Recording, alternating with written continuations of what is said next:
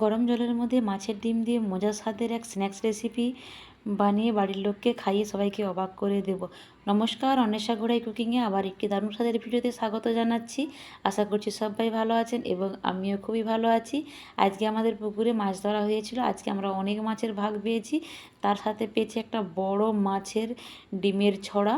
এগুলো সব পাঙ্গস মাছের একটা বড় ডিমের ছড়া। এই ডিম দিয়ে একটা মজার স্বাদের রেসিপি বানাবো। চলুন তাহলে রান্নাঘরে চলে যাই। আমি মাছগুলো ধুয়ে ফ্রেশ করে নিয়েছি, মাছের ডিমটাও ধুয়ে ফ্রেশ করে নিয়েছি। কিছুক্ষণের জন্য ডিপ ফ্রিজে রেখে দিয়েছিলাম, ডিমটা যাতে শক্ত হয়ে যায়। তারপর ডিম ফ্রিজ থেকে বের করে নিয়েছি। এবার কড়াইতে জল দিয়ে দিয়েছি। জলটা গরম হয়ে যেতে মাছের ডিমটা দিয়ে দিলাম, ঢাকনা দিয়ে ঢেকে দিলাম। আমি একদমই সেদ্ধ করে নেব না, ভেতরটা হালকা একটু কাঁচা থাকবে, তাই জন্যই আমি ডিপ ফ্রিজে রেখেছিলাম। কারণ সঙ্গে সঙ্গে করলে ভেতরটা পর্যন্ত সেদ্ধ হয়ে যেত, তাই একটু ডিপ ফ্রিজে রেখেছিলাম। দিয়ে আমি সেদ্ধ করে নিলাম 10 মিনিটের মতো উল্টে পাল্টে। তারপর আমি এটাকে জল থেকে তুলে নেব একটা ছাদনার সাহায্যে। পুরো ভিডিওটা দেখুন, আশা করছি ভিডিওটি ভালো লাগবে। জল থেকে ছেঁকে একটা প্লেটে নিয়ে নিলাম। এরপর চামচের সাহায্যে আমি দেখুন ভেতরটা একটু কাঁচা কাঁচা আছে, এরকম কাঁচা কাঁচা থাকতে হবে। একেবারে সেদ্ধ হয়ে গেলে ডিমটা একদম ঝরঝরে হয়ে যাবে, আঠালো অংশ থাকবে না। কারণ আজকে আমি বানাবো এই ডিম দিয়ে কাটলেট। একটু চেটালো অংশ থাকলে কাটলেটের শেপটা আসতে খুবই সুবিধে হবে, তাই আমি একটু কাঁচা কাঁচা রেখেছি। একটা সেদ্ধ আলু নিয়েছি, আলুটাও কাঁটা চামচের সাহায্যে ম্যাশ করে নেব।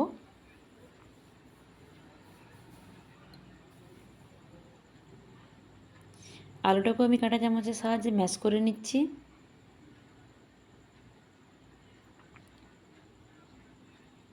আমার সবগুলোই ম্যাশ করা হয়ে গেছে। এবার দিয়ে দিলাম স্বাদ মতো লবণ, স্বাদ মতো লঙ্কা দিলাম, অল্প একটু হলুদের গুঁড়ি দিলাম। এরপর বড় সাইজের দুটো পেঁয়াজ কুচি দেব,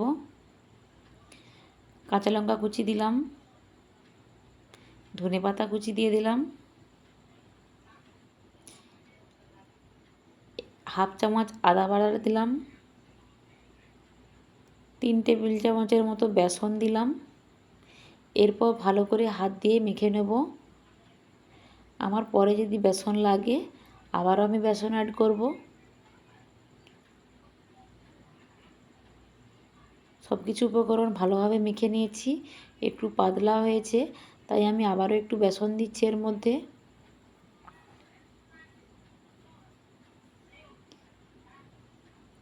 আবারও বেসন দিচ্ছি, বেসন দিয়ে আবারও ভালো করে হাত দিয়ে মেখে নিয়েছি।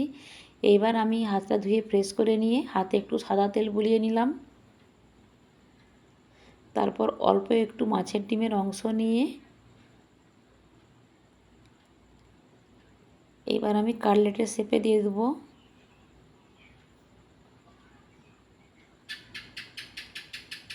সুন্দর একটা কাটলেটের শেপ দিয়ে দিলাম। দেখুন কত সুন্দর শেপটা দেওয়া হয়ে গেছে। আমি একই রকমভাবে সবগুলোই গড়ে নেব। আমি আবারও একটা আপনাদেরকে দেখাচ্ছি বানিয়ে। দেখুন এরকম শেপে আমি সবগুলোই বানিয়ে নিচ্ছি। একই রকমভাবে আমি 5টি বানিয়েছি আর বাকিগুলোও বানিয়ে নিয়েছি। এবার আমি ময়দা নিয়েছি, ময়দার মধ্যে লবণ দিয়ে ভালো করে ময়দাটাকে মেখে নিচ্ছি। ওই ময়দার মধ্যে মাছের ডিমের কাটলেটটা দিয়ে কোট করে নেব।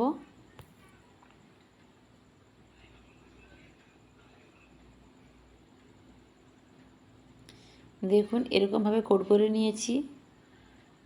সবগুলো একই রকমভাবে কোট করে নেব। কড়াইতে তেল দিয়ে গরম করে রেখেছিলাম, তার মধ্যেই কাটলেটগুলো এক এক করে দিয়ে দেব।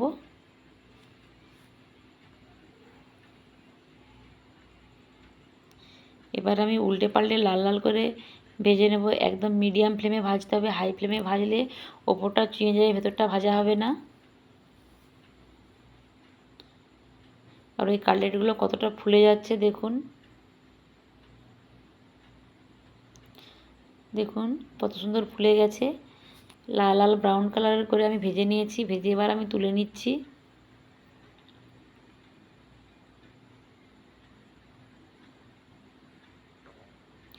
একই রকমভাবে আমি সবগুলোই ভেজে নেব। আমার সবগুলো তোলা হয়ে গেছে।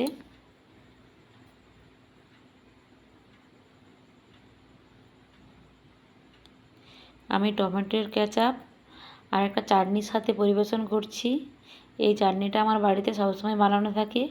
আমি ডেসক্রিপশন বক্সে দিয়ে দেব কী কী দিয়ে এটা বানিয়েছি।